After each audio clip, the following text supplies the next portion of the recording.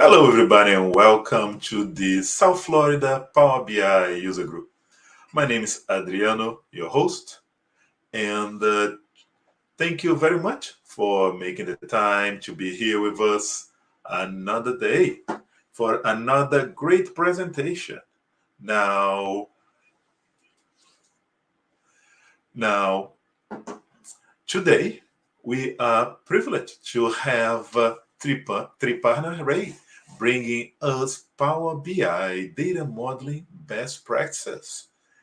So if you're out there, you have your data modeling, you want to take to the next level, this is it where you're going to learn all the key best practices with Triparna. Also, and just a minute there, we'll be getting to it. Also, what we have is, there we go, an opportunity for you to enter to win the Microsoft Power BI Performance Best Practice book. So do not hesitate. I will share with you the link and I will add to the comment. And also, before we get started, please take a minute, subscribe, use the live chat to enter your questions. Now, if the presentation has completed, please take a minute and use the comment section below for any further question you may have, whether on the topics, and we will follow up with the presenter. And if you like the content, remember, like, subscribe, click the bell, and be part, engage on the community, be part. And if you are a speaker as well, just reach out to us on Meetup, and all of that information is in the description section below. Now, without further ado, let's bring you here Triparna Ray, who will be presenting today. Triparna, are you there? Yeah, Adriano. All right. Thank you for joining us, Triparna. Hi everyone. I will just be sharing the Thank screen. you. Thank you very much for being here with us, making the time to share the knowledge. Now, before we get started, can you also let us know where are you located at? Right now, I'm located in Glasgow, Scotland, and it's now 10 p.m. for me. So it's great, American audience, I think, mostly joining in this session around this time of the hour. And if someone from UK, you are very welcome. And thanks for taking the time to join in this session. And I will go in more detail, like what we will cover today and how. And thanks, Adriano, for the opportunity to present in today's forum. And I think it will be helpful for everyone and for myself as well.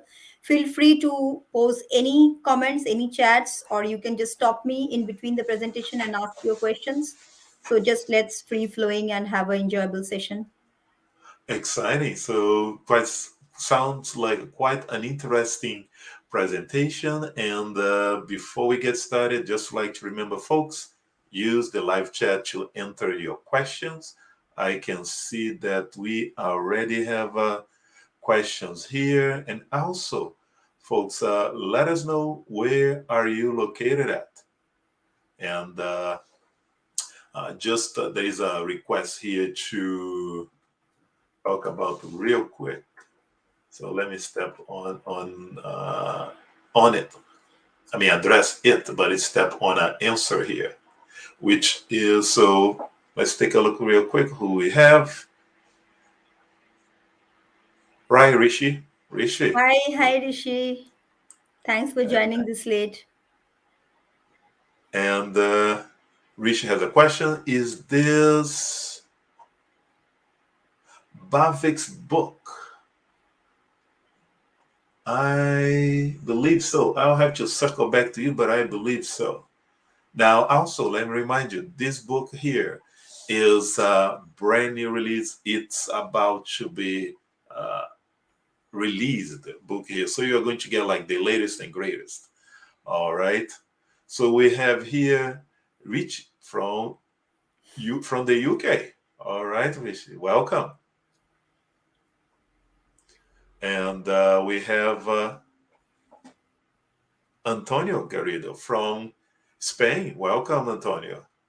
Thanks, Antonio, for joining this late. And who else next? We have Miriam from Seattle. Hello, Miriam.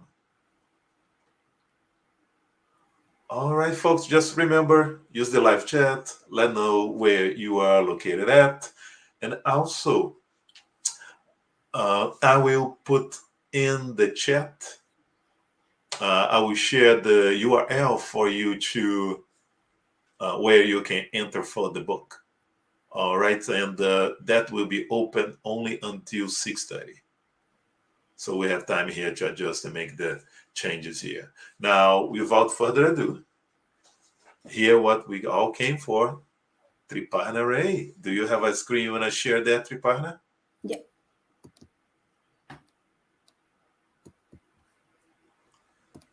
And folks, remember, use the be subscribe, use the live chat, enter your questions that you have. What we're going to do is, as the presentation progresses, during the transition points, I will relay the questions to Triparna here. All right. And hello, Fernando. Welcome. Let us know where you are located at. And all right, check that out. All right, Triparna, Hi, it's Fernando. all you. Yeah, Adriano, I think everyone can see my screen. Yeah, folks, let us know. Can you see the screen? Can you hear us well? I believe, yep, it looks good here, Triparna. Okay. So let's get started. So today we will be dealing more about like the best practices of data modeling in using Microsoft Power BI. So just a brief background about myself. I'm working as a BI architect and Power BI consultant with IBM Consulting right now. And you can follow me in LinkedIn, Twitter, or you can anytime drop me an email at triparnaray@gmail.com. So just to give a brief background about today's session, like we have seen like a number of sessions by the industry leaders and from Microsoft as well on data modeling. So these are more about like how we can have star schema and how we can stick to that and what kind of how we can deal with multiple fact tables and etc, like more about the data modeling considerations and what we should do to take out that kind of architecture. But today we will be concentrating more on how to organize, arrange, and follow some of the best practices when we are coming up with a more efficient and readable data modeling in Power BI. So we will be seeing on the different options we have in our Power BI desktop tool and how we can utilize those to make it more readable, efficient, and finally it will be more performant. So we will be looking into best practices areas in the areas like Power Query, that is the backend of Power BI tool, and then we will move into the relationships tab. So on that tab, what are the best practices we can do and we can follow so that it makes it a better model for us and for someone else also. If we move on, then someone else also looking into model, they will find it in a better position. And then on the reporting tab, what all we can do. And then finally, on the architecture side, I'm not sure today how much I will be able to cover, but just on a high level, few of the best practices and followed by question and answer. So just keep on coming and Adriano will be doing that. So moderating the session. So first to start with the Power Query best practices. So we will be talking about few of the things like connection string parameter, and I will go into each of these details, why we need it and how it will help us in future. Another is staging query in Power Query when we are doing it, and then disabling the load for the staging one. What is the difference between referencing and duplicating of one of the sources, and then removing the unwanted columns we need, and then renaming appropriately the tables and columns, and grouping of tables in the Power Query window, And finally, the decimal places of the amount columns, and storing the date and time in separate columns. So I will not have any more slides, but for us, the Power BI desktop. So just let's get started with the Power BI desktop tool. So as a data, while it loads, I will just show you. It's a simple Excel file we will start with. So it's a unit. I have just done a POC, so I had this handy. So it's just a unit dimension table. Then we have product table. Then we have category, subcategory, and then finally the AG monthly pause, which is like of the transaction. And we will have the name of the just a couple of records here with the keys and the amount columns. So we will just import this in our Power BI. So let's get started from the very scratch. So this is the Power BI desktop tool. Anyone is starting with Power BI, you can just download it for free, and then we can have this get data, and we can have Excel sources. So this is the client tool where usually we develop report in Power BI. So we can just have this raw data imported here.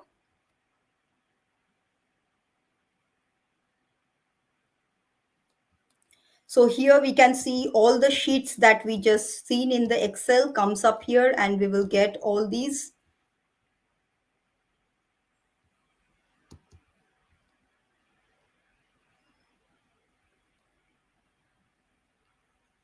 So right now what we are doing is we are just importing this data inside our Power BI desktop tool.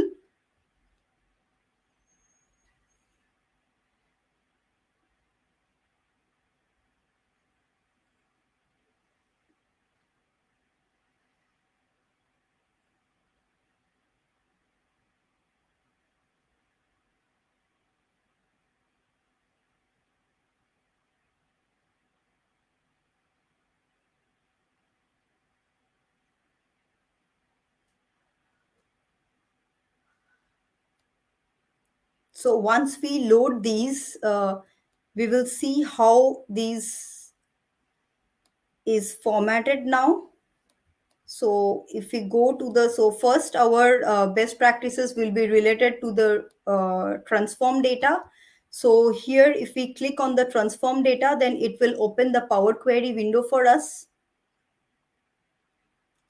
So first we will look into the option for connection string parameter. So why we need it is, if you see each of these sources, all these sources are referring to the Excel sheet from where it has been imported. So if tomorrow this path changes, then we need to go into each and every source and we need to change this source there. So if we do it in a central place, then it will, and make it parameterized, then we just need to change it in one place and it will be effective all over. So here what we can do is, one, we can do a take up a staging query here, and the second one is introducing of the parameter. So if we go to parameter and new parameter and just say this as a source path,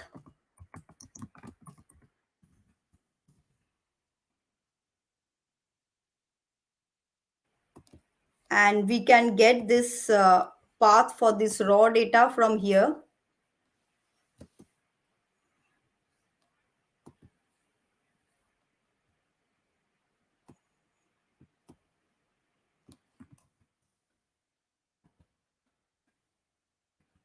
Or we can get it from here as well. For example, I just give someone to save it.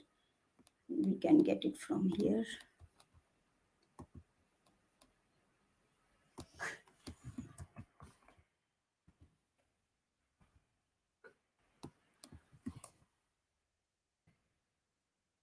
And then we can go to each of these and we can change this with that path. Instead of this one, we can set this as a parameter, the source path. And tomorrow, if this changes, we can just come here and change this path. It will be applied all over. And then we can have a staging query, which is even more like better approach, because we don't need to change in each of these. So what we can do is, here if we see, the source is all the tables, and then in the navigation it is going into a single table and promoting headers and these. So we can have this staging table for built for us, and then we can derive it from there. So we can make a copy of this, and we can call it as a staging.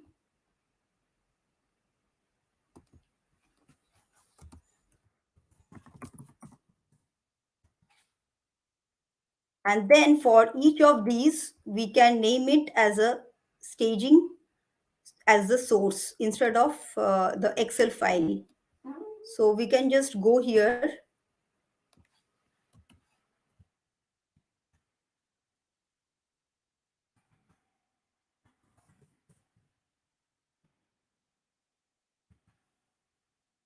and we can just copy this.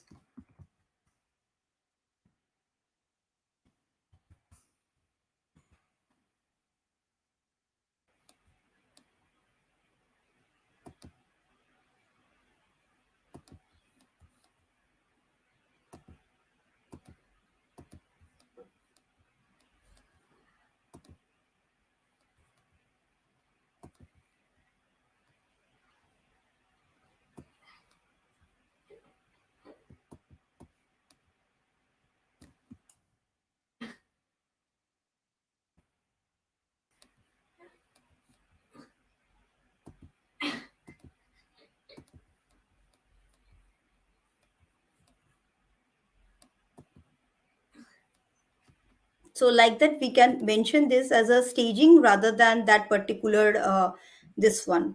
And then we can see here in the once we have this, we don't need the staging anymore. So we can get it as a disable load to be disabled, because we don't need this anymore. Everything is loaded from this one and is derived. So that will help us. Otherwise it will load here and here as well, so we can avoid that. And then we come to the concept of we have the option of having duplicate and having reference. So we don't have any particular use case here, but I will just show like how it is different, and we can have different use cases to apply it differently. So here if we apply it, then we can have it, for example,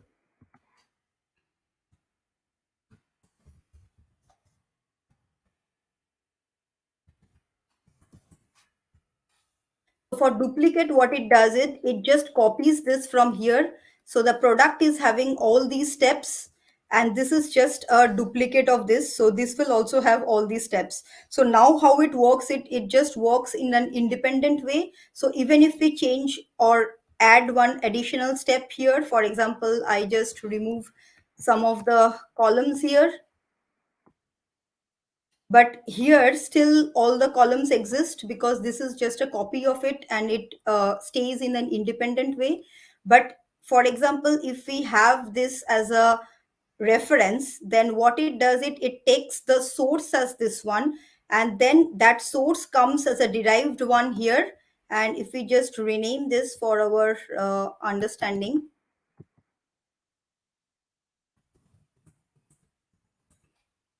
so here we can see this is the source, and this is the end state from this one, which is derived from here. And here we can do something else. We can rename this as product description. That will be specific to this. But if we change something here, it will be reflected here, because this is still acting as a source. So there is still a connection between this and this, but there is no connection between the duplicate and this one, because it is working in an independent way. So there are like use cases when sometimes we will need to use duplicate, and sometimes we will need to use the reference depending upon our relationship. But once we do a reference, we might make this one as disable load off, because we don't need it anymore. So that way, once the disable load is off, we will not be able to use any of these columns in our visuals. So going forward, we need to use this. And then for duplicate, it works is an independent way. So depends upon what we need. So here for the duplicate, it is doing the same things again, but for the reference one, it is just taking that end state and then it is moving on from there. I hope like this difference is clear. So then, as I was saying, like for the product one, we if we see like for the renaming columns or for this ones, we have so many columns here, right? But we don't need all these columns for our reporting. We just need the key and the description. So we can remove all the unwanted columns. So that will help in two ways. One is it will reduce the clutter in your data set. So how it will help is the data set that the users are, once we expose the data set to the users will have only the things that they need to work with. They don't have hundreds of other items which will distract them.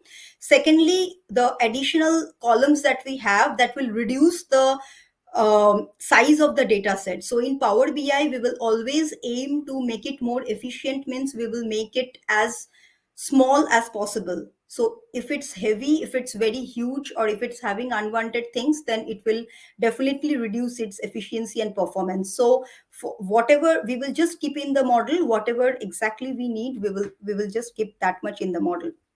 So removing of the unwanted column is one of like the best practices which we need to do for all the columns. So mostly for the, this is the fact table or the transactions tables, what we say. So these are having the keys, and then it has the sales quantity and sales amount, etc. So we will not have much things to remove from transaction table, but mostly from the dimension table, where it has like it's a master table, so it has many other attributes which may not be needed from reporting perspective. So we can just check that and remove those. And then to make it more user friendly, we more readable, we can make this one as sales transaction, for example, or monthly sales, for example. So whichever is like applicable here. So that will make the users aware, like, okay, this is the monthly sales. So this can be used for a monthly average sales analysis purpose. So the very name will get, rather than monthly POS sales, like that, to make it more user friendly. And then we can see month id, source id. So everything we can make it more user friendly by getting the names as it is required. For example, sales, we can make it sales amount, we can make it just renaming of this, so with space. So sometimes in the database, like in the data warehouse or database, we will have underscore, etc. But to make it more readable, we can make use of these kind of renaming tactics, which will be helpful for us.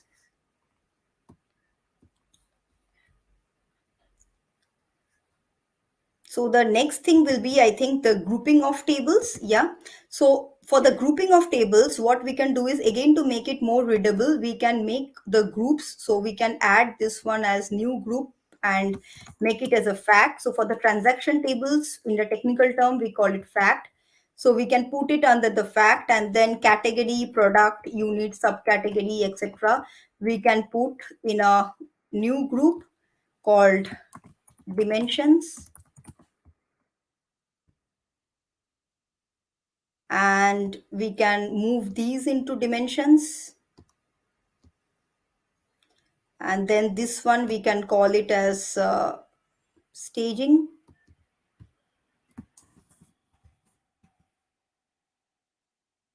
And this one, we can call it as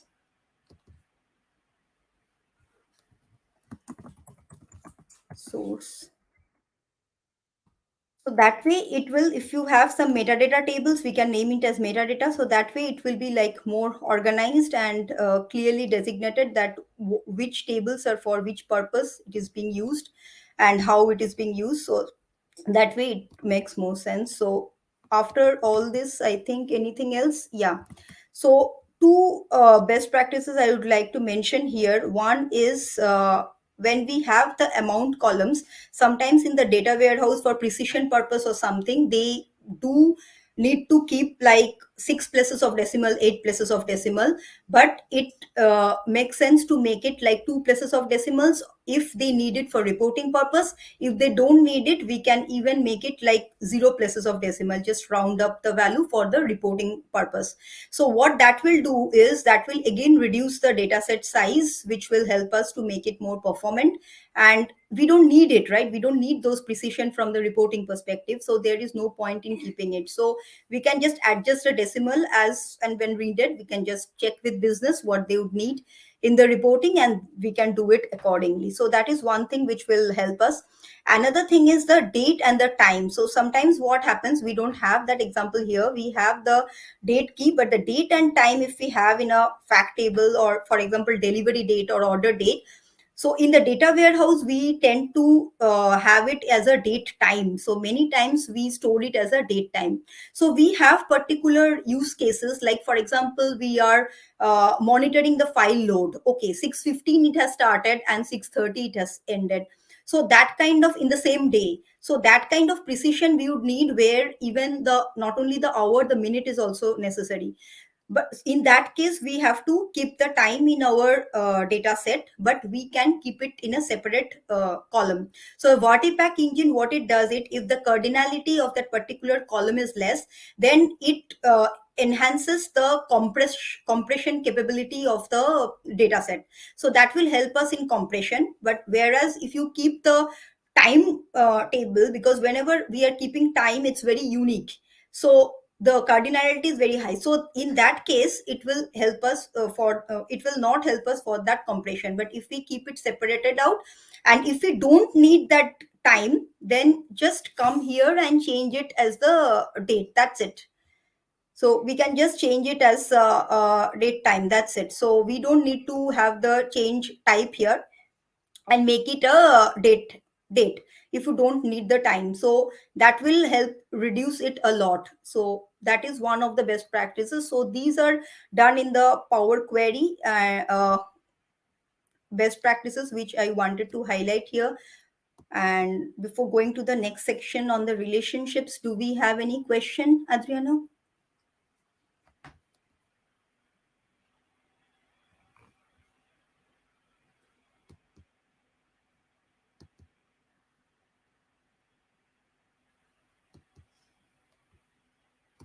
I guess no. No, we do not have any questions. So, folks, remember, if you have a question, enter here in the live chat. No, we do not have any questions. So, folks, Okay. remember.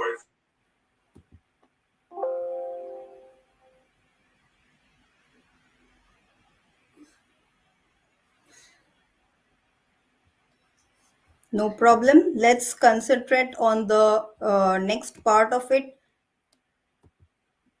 So we had this Power Query. We have seen each of these best practices, why we are doing it and why it is required to be done, and how to do it. Now coming to the next tab of relationships, we will see like star schema.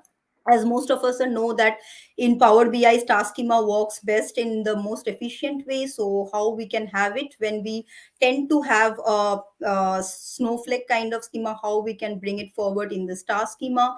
Then how integer fields join help us to bring more efficiency, and why we need to in what kind of scenario we will see that we would need to use the bidirectional relationship, but we can avoid it, and why we should avoid it.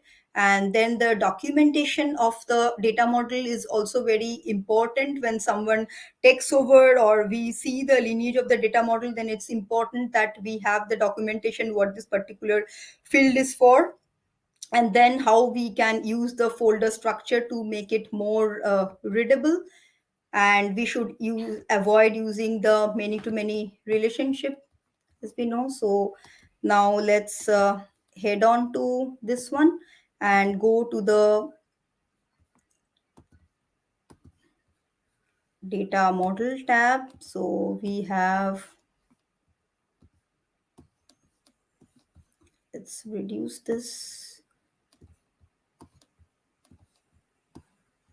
So we see all these auto detected relationships which I just deleting it. So we will just see how to avoid it in future, because with auto detect of relationship, what Power BI does, it whatever like similar kind of it just articulates that okay, this can be the relationship, and it just comes up with a relationship of its own. But if we don't need it, it's better to do it ourselves. What exactly we need, we can define it, and that's it. So we can just have the category subcategory here. We will just have a like very basic model here. So we had disabled load for the products just for showcasing purpose. So that's why it's not appearing here, but we can use the product duplicate instead of the product.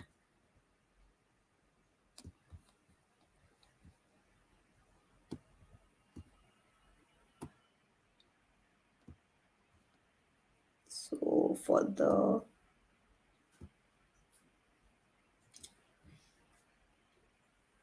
So we are just having a simple star schema. It is just the product key is I'm just mapping with this product key. So this is the transaction table, and these are the two fact tables, which is like product two dimension table. One is the product dimension, and another is the unit dimension. And here this one is the transaction table. So it is simply added like one to many relationship. As we can see here, one is mentioned, and the star denotes the many. So here the single product is used multiple times in the transaction, and single unit is also used multiple times in the transactions. So now this is a typical star schema, which is like pretty straightforward. But now for the product, we might have a product category or a product subcategory. So in that case, to have that one, we should have this product key and the product key from here. So this will give us the link to the category. Now we would like to see, for example, what are the sales for a particular category of product. So if we want that kind of thing, then we can get the category here for the product.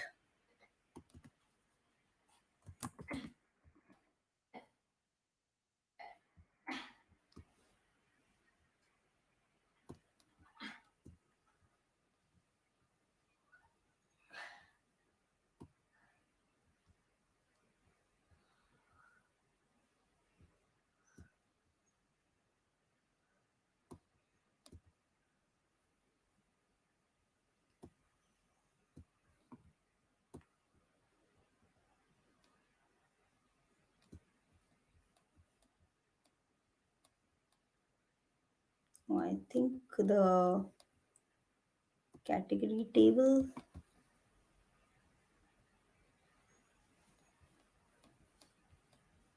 is different there, and we need to go ahead and change this one.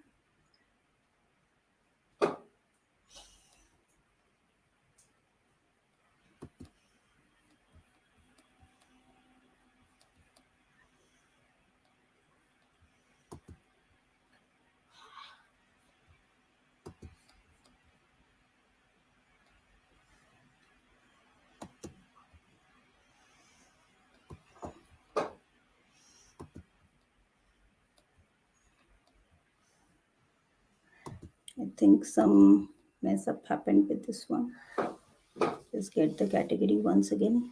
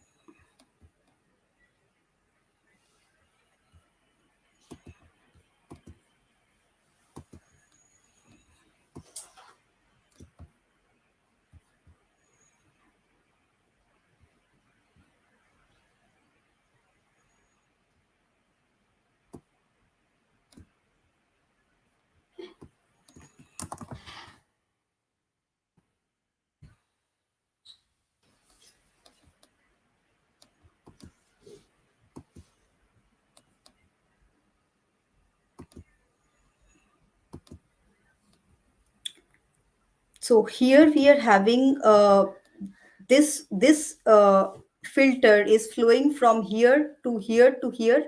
So that is the reason it is having, like, we are able to see that okay, when we are selecting the category, then it is flowing to the monthly sales. But if this is bidirectional, that's why the filter is flowing from here to here to here. But if it is unidirectional, then it will be flowing the other way around. So we will not be able to see the data for the cells for that particular category. So in that case, what we can do is we can merge this product and this category together, and we can bring this category as part of the product, because this is not a star schema anymore, right? Like, this is not, you are just having this one and this one and this one. This is not a star schema anymore because this is snowflake here. So to avoid that and to avoid the bidirectional relationship, because we would need to analyze the data as per the category for the monthly sales with the product as well. So we need all three data to flow like this. So what we can do is we can just have this category here as a merged field. So I will just delete this first because we don't need this. And we can go to this transform data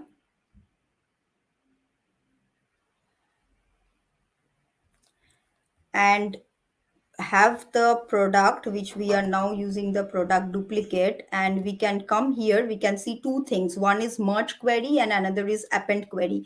So the merge query is something which will help us to merge on the basis of a one particular or more than one column, or one column or more column, and then we can bring the data from another table. And append query will, like, whoever is aware of this concept of union, like we will have for example, same set of tables which will have like columns, 5 columns, 10 rows, and then again 5 columns, 10 rows, similar columns, set of columns, and then we can append one after another to get the 20 records. But here we will use the merge query option, and then we will merge it with these product duplicates, and we want category. So this product one, and with this product key, we can just bring this one. And here Power BI just brings this category table here, and we can just off this one because we are just interested in category, and we will have the category here.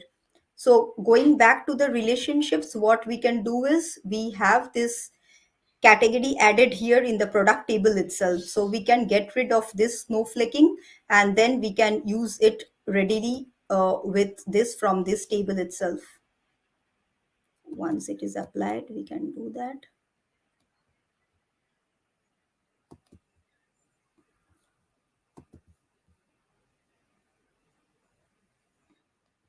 So we would need this because we need this in the model to merge it. But after merging, we can disable load for this as well. But we need for merging, and we have the category here. As you can see, I can make it a bit bigger. So this is the category that we have here. So if we go back now, we can use this category directly from the category of our product table. And we can see our data, whatever is required. We can filter our data, and in that way we can avoid the bidirectional relationship, plus we can avoid uh, the star schema. We can maintain the star schema in that way. So that is how, like, two best practices we can achieve. And then we can have this integer joins. So just here everything is integer, but many a times we don't give that much importance that okay, integer field is necessary for us to introduce to get it the best performance. We just do that, okay, the entity code is there, just link it because it works. But integer join is like the fastest join, as we know, even for SQL. So we always should keep in mind that we should introduce a SK column, ID column, and then make the join based on that. Sometimes we work with applications like CRM, which works with GUID. So we have a very huge alphanumeric numbers, which is like unique IDs. So we tend to use those IDs. So we can use those IDs. They are efficient, but that takes more space in your data model. So if we can avoid that in source, it's best to do that, just to have 1234 as a ID field for linking one or two tables. But if we cannot do that, we can go ahead with that GUID as well, but not any text code field or like that. That is more much more inefficient. So that is like for joining, we should always tend to do it for with the integer one. And we have seen on the bidirectional. Let's see on the documentation side. So if we go here, and this one, for example, here in the properties, we will have the option to enter the documentation. For example, this is the monthly average sales. So later point of time, we can even write code to extract these descriptions, and these are really helpful when someone is looking into the model. Later also someone is analyzing what it stands for, because down the line no one will understand or know what it stands for. So it is applicable for each and every field here. So we can write what this date key stands for, date of sales, for example. So this is one best practice which we can try to follow, and having the synonyms. And the second one is the folder structure. So if we see here, everything is like in one structure. So what we can do is we can put these as, for example, measure structure. We can make a separate measure table as well. But within a particular table, if we want to have any kind of structure or substructure, we can have it here. So if we just make it as a measure, for example, then it will have it inside this particular table. So it will have that readability that, okay, these are the measure. And then we can pull this here as well as the measures. So whatever you enter here, and it is possible for us to do as a subfolder as well. So if some number of measures are related to something, we can name it like that. So I'm just giving measures as an example, but we can group anything. What we mean to say is, with the structure of folder and subfolder, like if we close this, then it becomes more neater. And then if we expand it, we can have the substructures as well, and then it is possible for us to maintain it more in a readable way. And when we expose the model to the users, then it is much easier for them to understand, okay, what stands for what. Okay, these stands for liability, this stands for assets. So everything can be grouped and subgrouped together, so that makes it more reliable and easy to understand. So once we do this one, then we can have this folder structure. Many to many, I don't have like use case today, because that is not like exactly the focus today. But many to many, we have sometimes like customer and an product. So one customer is purchasing many products, and one product is being purchased by many customer. So we cannot avoid this kind of relationship, but we can introduce a bridge table to have this kind of relationship, whether it is not talking directly as a many to many. So we can see the possibility of introducing a bridge table which will have the unique combination, and then we can in turn join the other two tables. So these are like in the relationships tab. And then finally we will move on to the report tab. Adriano, any question meanwhile?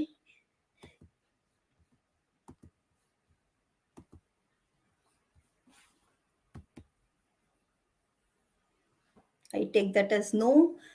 So in reporting tab, when we move, there are like couple of options which we can take. Sorry, And Triparna. I yeah, was on Adriano. mute. Yes, we do have a couple questions here. Okay, we can take those questions before we move on.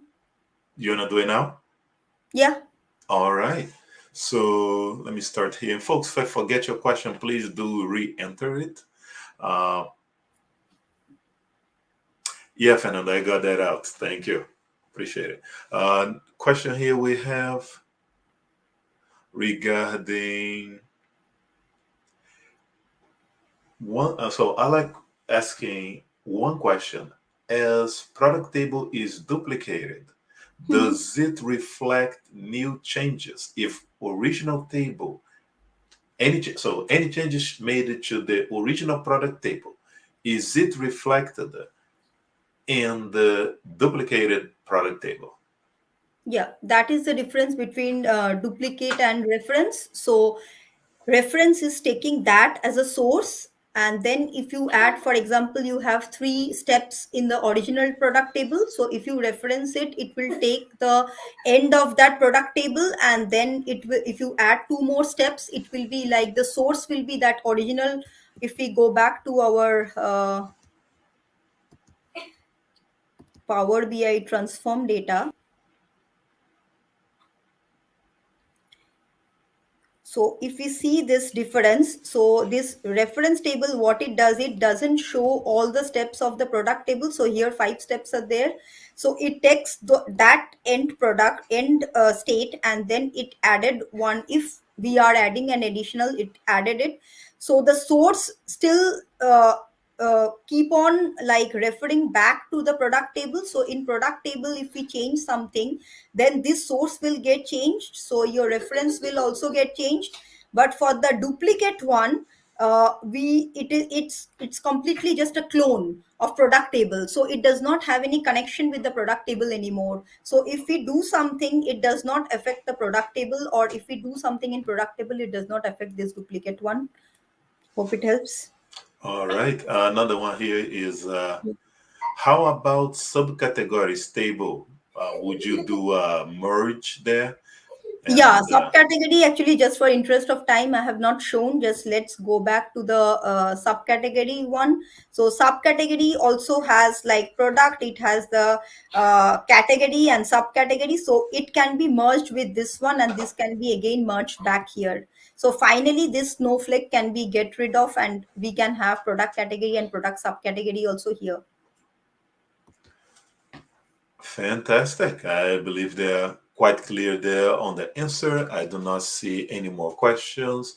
And folks, feel free to enter your question in the live chat. And it's all you, Triparna.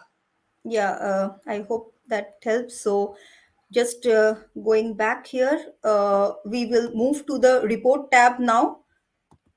In the report tab, we will talk about like many things. One is creating of the calendar table, which can be done using the DAX or Power Query. Then we need to mark or why we need a calendar table. We will talk about that. Then the hierarchy in Power BI, setting the right data type, formatting numeric and currency, creating explicit measures, why we need that, then hiding of implicit measures, hide key columns, summarizing, disable auto relationship, what I was telling in the beginning, where we find that option, and disabling of auto date time and why we need it, and clearing of cache. So these are like some of the best practices we can do. So here we are moving on to the report tab. Just we need to go a bit fast, I think now. So why we need a date table? So we have this, if we just expand this, we have a date column here, and we can make a date key from that date column, which is the like the integer representation of our date key.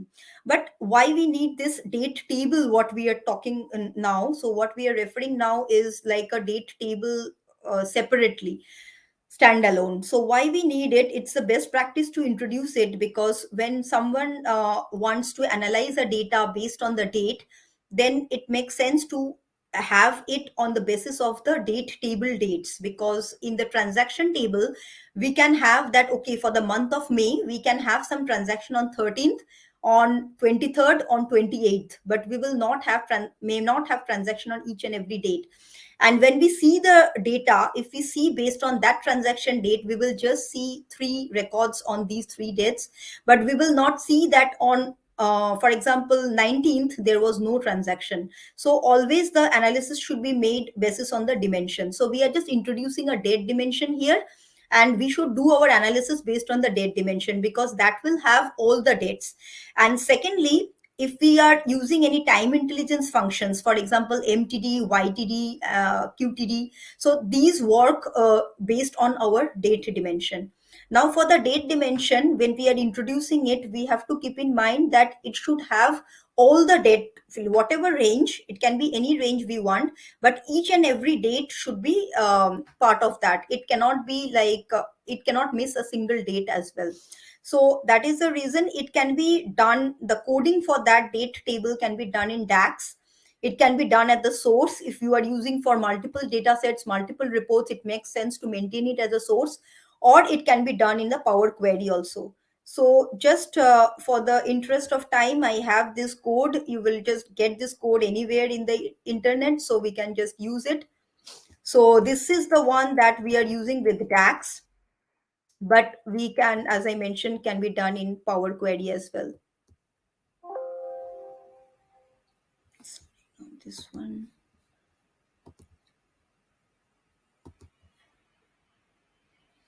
So I'm just taking an example of DAX just to showcase here.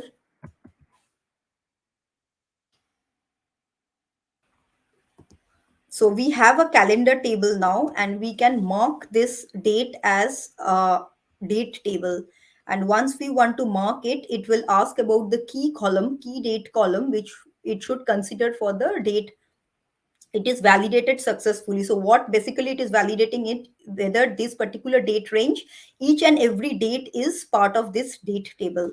If we miss that, then it will not allow us to make a date table. So what it does in the background is it tells the Power BI that this is the date table which should be considered for all date operations. So this is very much important for us to keep this. And once we have this date table, we can in the model we can just add it here with the date key.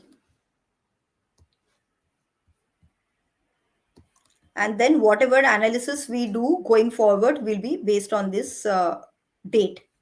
And we can use the date hierarchy, like we will have the month, year. So it's a proper date table, so we can use it for the our analysis on the hierarchy basis as well. So that is also possible.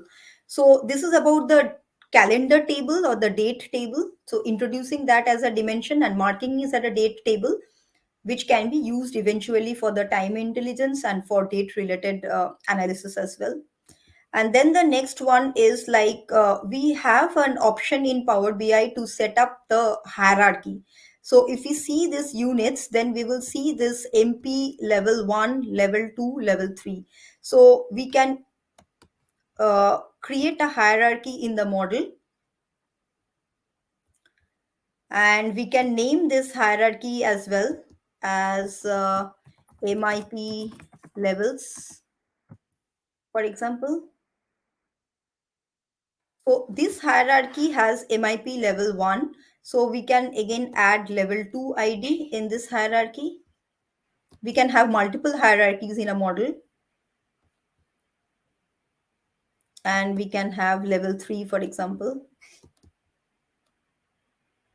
So we have level 1, level 2, level 3. How it helps us is like this hierarchical way, we can select a particular hierarchy. It can be hierarchy, sub hierarchy, and then we can have these levels selected, and whatever is under that gets selected automatically, all the levels, and then it will help us to analyze. So we can use it in a normal slicer, for example. If we bring this one,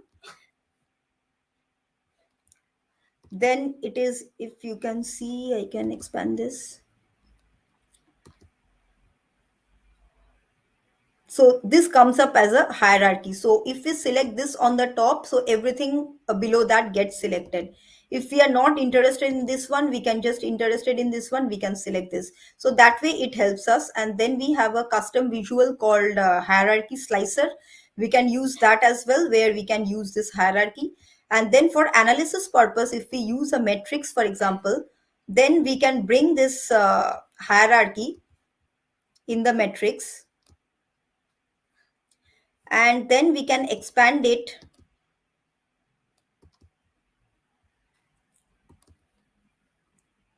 like this.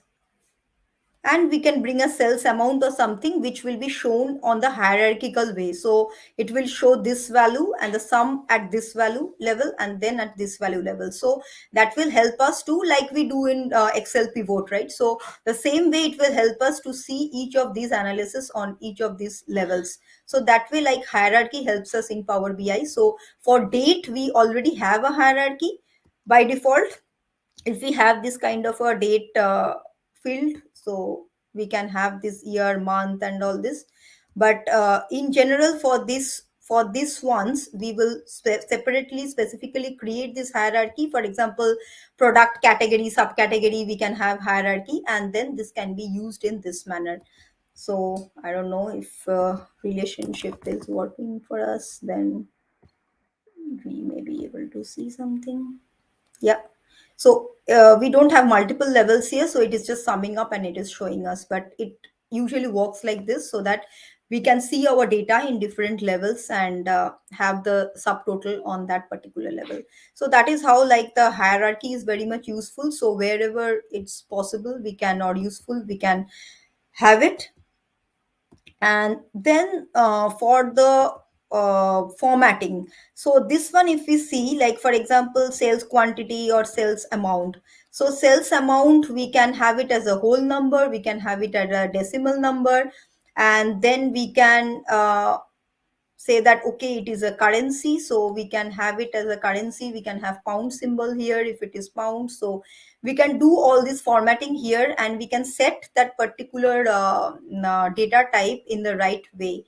So that will help us in having our right data set in that fashion. So it is highly recommended that we do it in that format, so that currency is in currency format, decimal, or if we have like quantity, then it should be whole number, so that we have the data type in the proper way and it is formatted in the proper way. And we like specifically be very particular about how we set the data type and how it should be managed. So once we have these, so going forward, if we bring this one, so if you see, this one is now converted into pound. So this is showing like this. So this makes sense to understand that okay, which one is currency, which one. So, and it increases the readability for our users. Next one is very important, which is about the explicit measures. So as you see right now, we don't have any explicit measure for sales amount.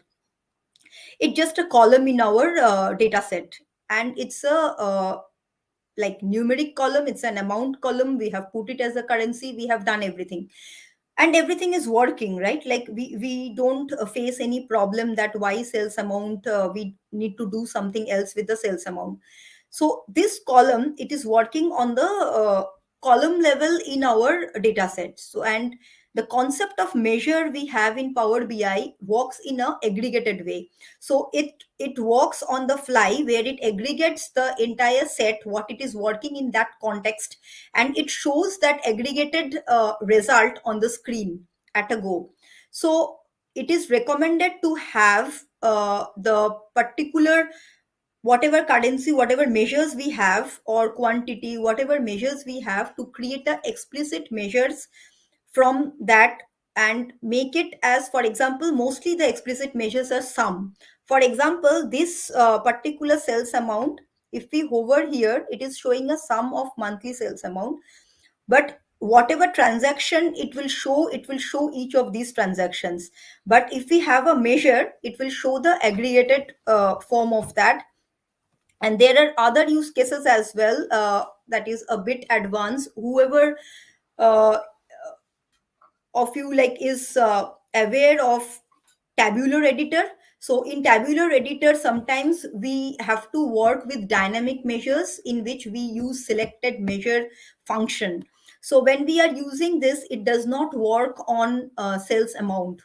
So if you have it as a column, it needs to be a explicit measure. So explicit measure is essential in this kind of scenario, but it is a best practice to have in all kind of scenario. Next is, if we have a excel file, and in the excel file we are using this Power BI data set. And in the excel file, if I don't know whether we have that much time now. But if we are working on some pivot in the Excel file,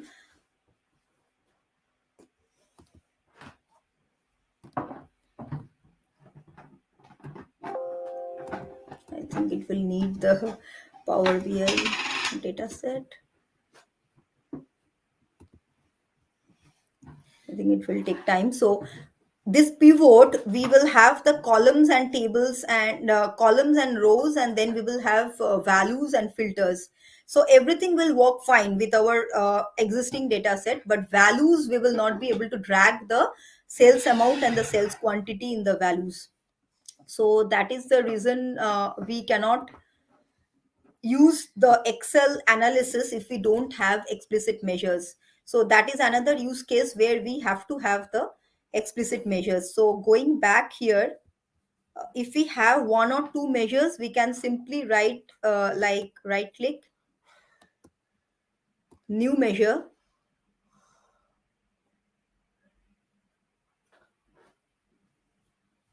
and simply we can write like sum of sales quantity equal to sum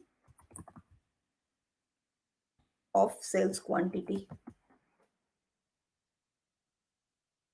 So here explicitly we are saying that create a measure which will hold the aggregation of sum of my sales quantity. If we have any requirement of average sales quantity, we need to write another explicit measure for average of sales quantity.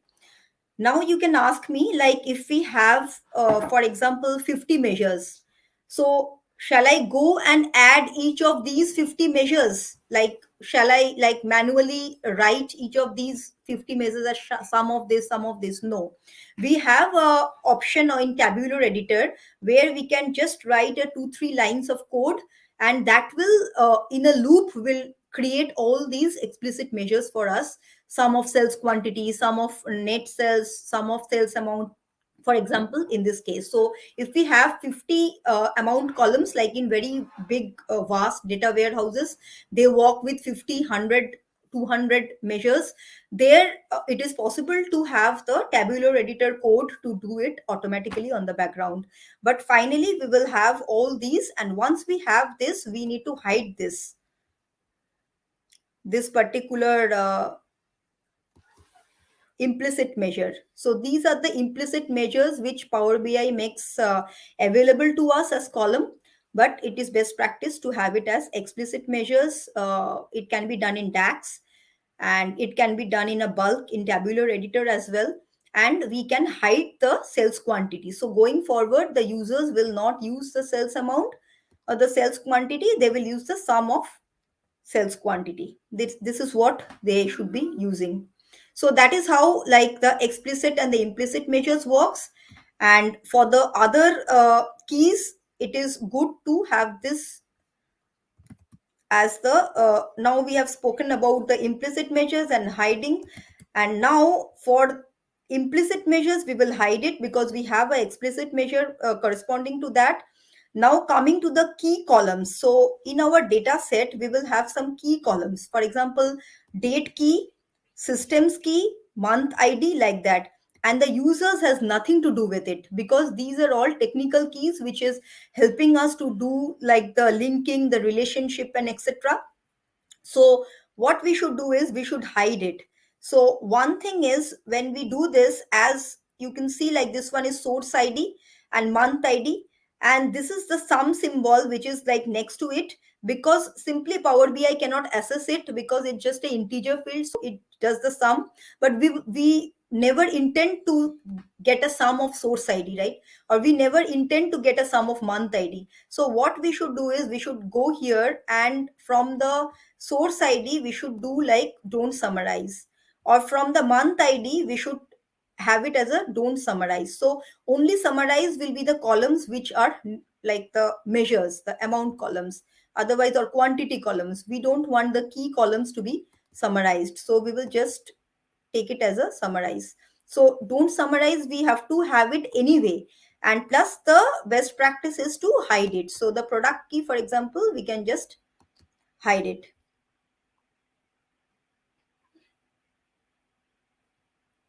So we can together, we can press the control key and we can select multiple columns, key columns, and we can hide it at one go. So that will make the model very clean and it will make it more readable.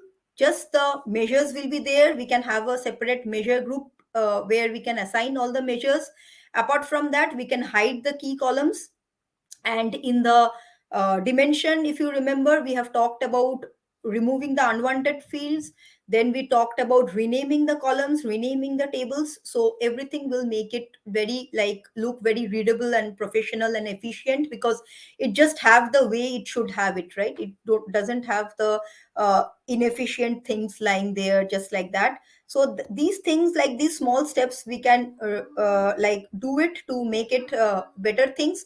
So hide key columns is something like we can do it in PBIX, or we can do it in tabular editor. We can select, for example, there are like 50 keys. So you can just select very easily in tabular editor and you can just switch on the hide to off. So this one. And then don't summarize the key columns as we just mentioned. And then disable the auto relationship, disable auto date time, and clear the cache. So then what options we have here is, like if we go to the options and settings,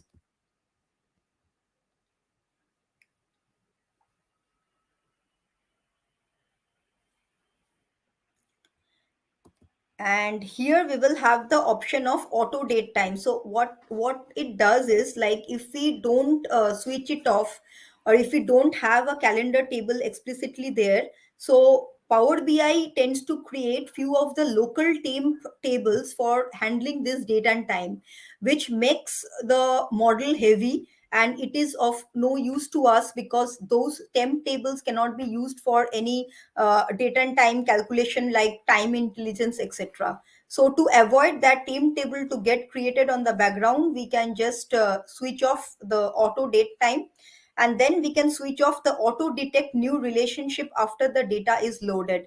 So because we are the best person to know that which relationships to work, whether it is one to many to many, or one to one, we are aware of that, and we know that how we would like to do it. Like for example, in this case, we don't want subcategory to be added to the product table, because we will merge it and we will get it. So by default, if it does, then again we need to delete and do all these things. So to avoid that, we can just avoid this auto detect relationship and click on OK. And that way it will help us in that, in achieving that. And finally, disabling the cache. So here also you can see, like it's the global setup is also there, whether all your Power BI files should switch it off, so you can switch it off globally. And then finally the cache management. So here we can see 161 KB, but it can be growing to, when I was just doing this testing, it was like 3.51 GB. So if we are dealing with more data, we are importing data, we are working with data, then this can be really high, which can slow down the when you're working with the data model in Power BI, it can slow that down. So you can just clear it here using the clear cache, and then it will help. So once in a while we can do that. So that is something related to our settings, which can be done quite easily. So we can just disable the auto date time to have those local temp tables not getting created in the background. We will even we are not seeing actually those tables getting created, but if you use tabular editor, you will get to see that, and they get created, and they do increase the size of the data model, and we don't realize that, and it is of no use to us, so we can just avoid that one. So just we will have a touch on the architecture part, because architecture best practices is like it can be another session of it itself. So we will just touch on that one. Before that, Adriano, if we have any other questions.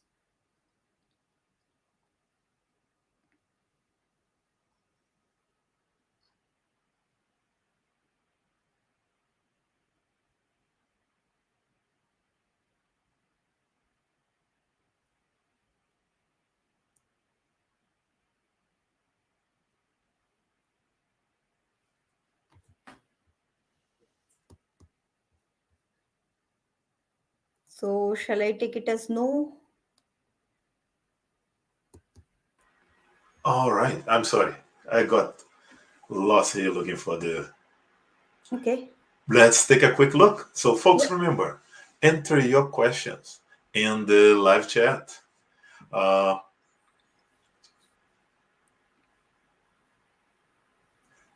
all right. Thank you for joining us, Rishi. All right. I'm going through here. So, folks, remember, enter your question. I also agree with you here.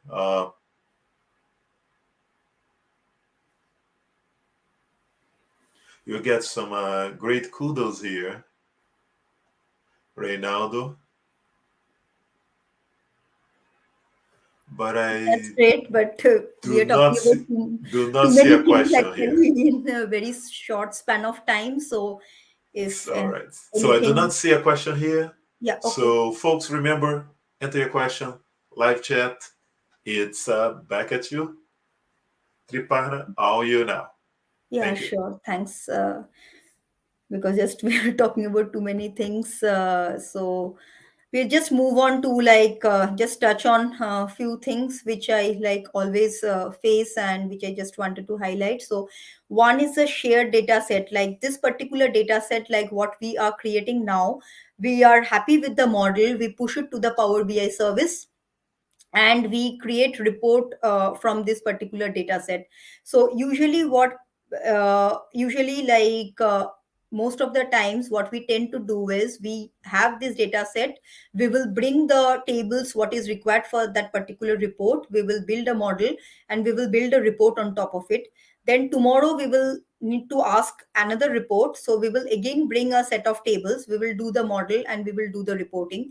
So that is not the most efficient way. So the way we can do it to look at the bigger picture, so if you need a particular report has three tables, but another report is using another set of three tables, which is some are overlapping, some are additional, so you can come up with a list of five tables. Definitely it needs to be like on the similar domain, similar area, but it need not be like these three again you bring another three. So better you can have four or five together in a single semantic model, what we say, that is a common data set, shared data set in Power BI language, and we can host it in the Power BI service and we can create. So the first report will use three of those tables and the next report will use another three tables, three combinations. So it is highly recommended that we use the shared data set for this one. And then incremental refresh, so this shared data set, in this data set itself, like this is a, it's like very very important because it's a single point of truth and it's a single place where the data sits. So if you have different data sets for different reports, you are loading the same data over and over again, and it is sitting multiple times in multiple places. So here it's a centralized repository of your data, and once it gets refreshed, all the reports has to have that same version of report data. And in this particular data set, mostly we deal with a large amount of data, so it doesn't make sense to load the entire data every time. So we have to enable the incremental refresh, that is highly recommended. So we should enable the incremental refresh on each of these fact tables, and then it should work on this particular data set. So every time it will not take that much time also, because it is just loading the delta records.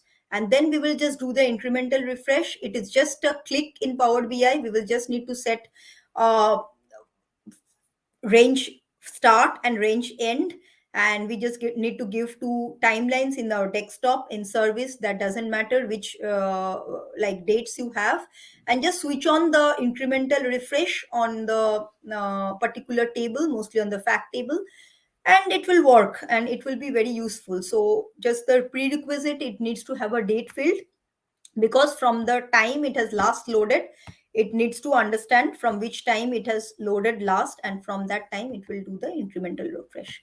Another one, like when we are working with Power BI to make it more efficient and like better from modeling perspective and from our like performance perspective, it's always better. We can do a lot of transformation in Power BI, like we just seen in the Power Query window, right? It gives us a lot of options to do the data transformation, data cleaning, data quality check, and everything is possible. But if we minimize that and push our transformation to source, then it will be even better. So if we don't do it in DAX level, but to do it in Power Query level, if possible, not to do it in Power Query level, but to do it in SQL or whichever source we are getting the data from. So that way it will improve the efficiency and the performance, because we always try to push it on the back. So that way it is like helpful. But I'm not sure if any other questions came up meanwhile. Otherwise, that's all from my side today. Thanks everyone for joining. I hope it's a bit helpful going forward. So you can just have a look at your data model tomorrow, and maybe you can do some little bit of improvement there based on the inputs from this session. No doubt, folks. Remember, use the live chat, enter your question. Now, Triparna, phenomenal presentation there. A lot of really great content. I'm quite sure that everyone attending today, this is just like a must see it again session, meaning go back and watch it, review, because it makes it worth your time there as a professional to improve your skill sets, streamline your processes and your data model there. You're definitely going to see performance gains here as well. So do not hesitate. And a fantastic session here from Triparna on the Power BI data modeling best practices. And I'm just going to give you all a quick minute. So to enter your Thanks, question there. Adriano. Thanks everyone for joining. Yeah, and remember, folks, we're going to do the, as we are, as we are getting ready here, what we're going to be doing is moving to your chance to win. All right, so the Microsoft Power BI performance best practices. So let's take a look at here. We do have that all set up.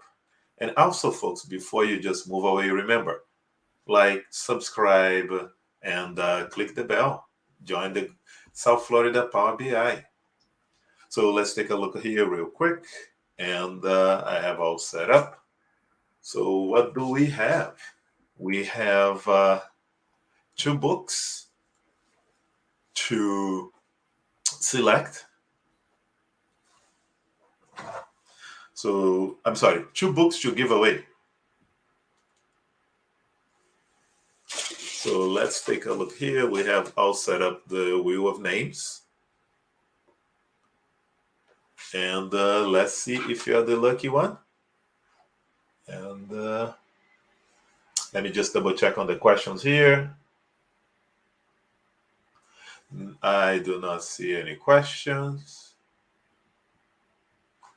All right, let's click to spin, folks, on the books.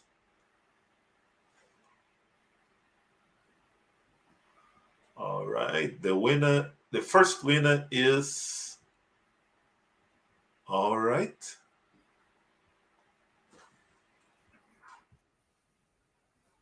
So there we go. We have Arjan as the first winner. Let's remove the name and let's try again let's try now for the second person.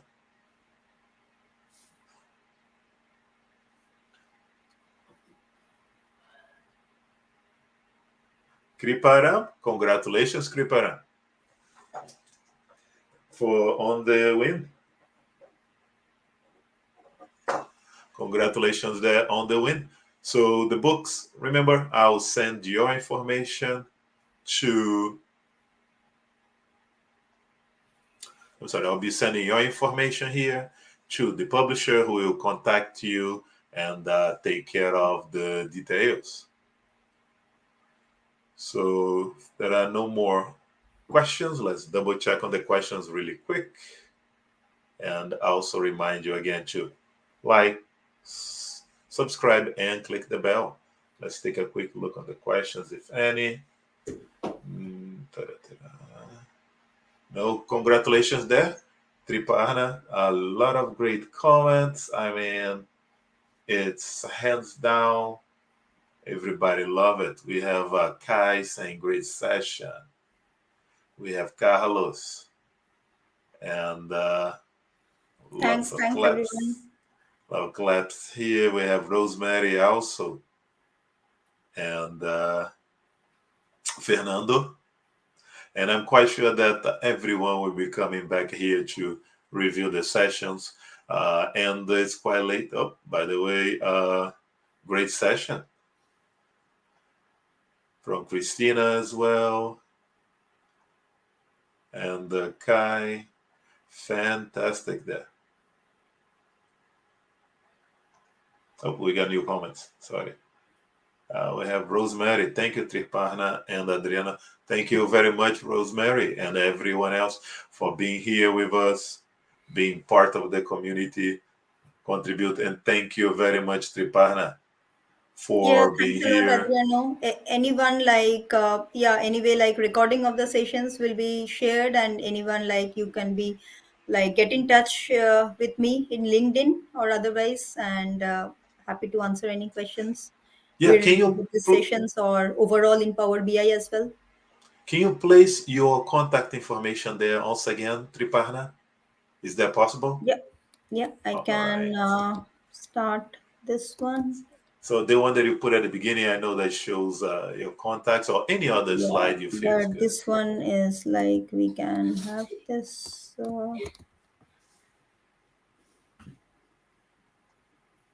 want to make a F5 on that? Yeah. All right, folks. So there you have it. The LinkedIn, Twitter, email. If you got a question, you can enter in the comment section below. Now the session is over, and or contact Triparna directly there with a lot of great information. Also, definitely you want to add her to your LinkedIn and Twitter as a follower there. She's always putting out a lot of great content. She's coming up in new sessions. Hopefully she'll come here and present some more great Yeah, content. sure. We'll love And to be back here. she also presents at other user groups around the world. All right, folks. So do not miss. You saw the value and the level of content she brings for you there and for the community as a whole. Thank you very much, Triparna. Yeah. Thank you. Thanks, everyone. Bye. All right, everybody. Thank you all. Have a great one. Bye bye.